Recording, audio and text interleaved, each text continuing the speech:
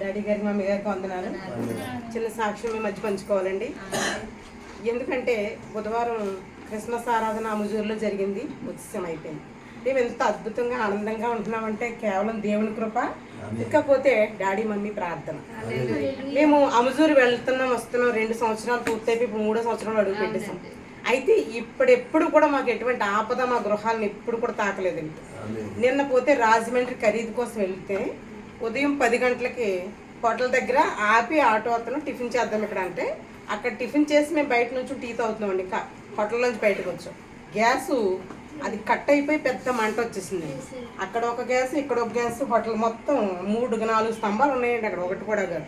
వాళ్ళందరూ బాబోయని రోడ్డు మీకు వచ్చి ఎంత దూరం పరిగెడతారండి. అక్కడే ఉండిపోయారు అందరూ, ఎవ్వరు ఏమి లేదు. అతనికి వెంటనే తెలివి ఇచ్చి వెంటనే అక్కడ ఒక గోన్ సంచి వేసి ఆపేసి గ్యాస్ ఆపాడు. విత్ ఇన్ సెకండ్లో నిజంగా ఎంత ప్రమాదం తప్పిద్దంటే నిజంగా అక్కడ అది ఫైర్ అయితే మొత్తం ఫైర్ అయితే మామూలుగా అవ్వలేదండి. అంత తాడి చెట్టు అంత ఎత్తు లేచింది. అది అంటే వెంటనే పేలిపోదు, కానీ అది ఆపడంలో అతను నిజంగా దేవుడు అతనిలో ఉండదు ఆపడం అనమాట. అక్కడ మనమే కాదు, చాలా మంది దగ్గర ఒక 100 మంది దాకా ఉంటారండి హోటల్లో, తక్కువ జనం లేరు. కానీ ఎంత కృప అంటే మన వెంట దేవుడు ఎప్పుడు కూడా ఉంటున్నాడు అన్నదాన్ని వెంటనే మనం అక్కడ గ్రహించామో లేదో అన్నట్టు మళ్ళీ అక్కడ ఖరీదంతా చేసుకున్నాం. వచ్చేసి దారిపూడి వంతెన దగ్గర దిగువలో ఒక సోడా కొట్టు ఉంటుంది. ఆ కొట్టు దగ్గర ఆయన సోడాలు చేస్తూ ఉంటాడు ముసలాయన. మన దేవుడు నమ్ముకున్న వాళ్ళే, మనకు తెలియదు. ఈ ఆటో అవుతుంది అంటాడు, ఈరోజు మనం ఇలా ఇంటికి వెళ్తాం అనుకోలేదండి, సోడా తాగుతా అనుకుంటున్నాం, ఇంటికి వెళ్తాం అనుకోలేదు, అది కనుక ఫైర్ అయిపోతే కనుక ఏమీ లేదంటే అతను ఏమన్నాడంటే దేవుడు మీతోనే ఉంటాడు, మీకు తెలియదమ్మా అన్నాడు.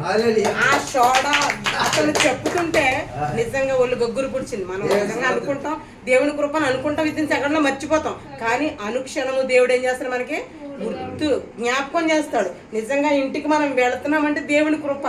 అయితే ఆటోతను ఏదో నిజంగా మీ ఇంటికి కానీ మా ఇంటికి కానీ వెళ్తాం అనుకోలేదండి అక్కయ్య గారు. ఏమవుతుందో కూడా జరిగిందంటే ఆయన ఏమన్నాడంటే అస్సలు ఎట్టి పరిస్థితులు అలా అనుకోక్కర్లేదు, సోడా కలుపుతానే ఉన్నాడు ఆయన. ఆ ముసలాయన అంటుంటే ఆ మాటలకి నిజంగా ఆశ్చర్యం వేసుకొచ్చింది. దేవుడు ఎప్పుడు కూడా విడిచిపెట్టడండి, నీకు కూడానే ఉంటాడమ్మా. అక్కడ అంతా ఫైర్ ఆగడానికి కూడా దేవుడే కారణం అన్నాడు. దేవుడు నిజంగా అంత అద్భుతం చేసేటండి. నేను మా చెల్లి వెళ్ళడం జరిగిందండి, మళ్ళీ క్షేమంగా మా గృహానికి చేరడం జరిగింది. ఇదంతా కేవలం నేను చెప్తున్నాను ఒకటండి, ప్రవక్తతో యొక్క సహవాసం అలా ఉంటుందండి, ప్రవక్తతో అంటు కట్టబడడం అలా ఉంటుందండి. మీరు ఏదో అముజూరు వెళ్తున్నాం వస్తున్నామని చాలా మంది అనుకోవచ్చండి, కానీ మీకు చెప్తున్నాను వినండి, లైవ్ లో చూస్తున్న మీ అందరికీ కూడా నేను చెప్తున్నాను, అముజూరు 9 వారాలు వెళ్ళి మానేయడం కాదండి. మనం పొందుకున్నది ఎన్నిసార్లు మనం వెళ్తున్నామని మనకు ఆశీర్వాదమే. మన వెంట దేవుని కృప ఎప్పుడు కూడా ఆవరించి ఉంటుంది, మన చుట్టూ, మన గృహాల చుట్టూ, మన పిల్లల చుట్టూ. మీరు ఎక్కడికి వెళ్ళినా ఆశీర్వదించబడతారు. మీరు ఎవరితో మాట్లాడుతున్నా వాళ్ళు నిజంగా మీరు ప్రార్థన చేయండి అమ్మా అని అడుగుతూ ఉంటారు. మీ ద్వారా మేము ఆశీర్వాదాలు పొందుకున్నామంటారు. ఇది అంతా కేవలం ఒక ప్రవక్త గారి ద్వారానే జరుగుతూ ఉంటుందండి. ప్రవక్త దొరకడం చాలా అరుదండి. ఈ దినాల్లో ప్రవక్తలు లేరు, కానీ అక్కడక్కడ మనం చూస్తున్నాం. మేము అముజూరులో చూసాం, అముజూరులో కనుగొన్నాం, నిజదేవుని కనుగొన్నాం కనుక మేము మానం, ఎవ్వరు కూడా మానొద్దండి. మీ అందరికీ మేము చేతులెత్తి మనం చేసేది ఒకటే, ఈ అభిషేకాన్ని ఎవ్వరు కూడా కోల్పోవద్దండి.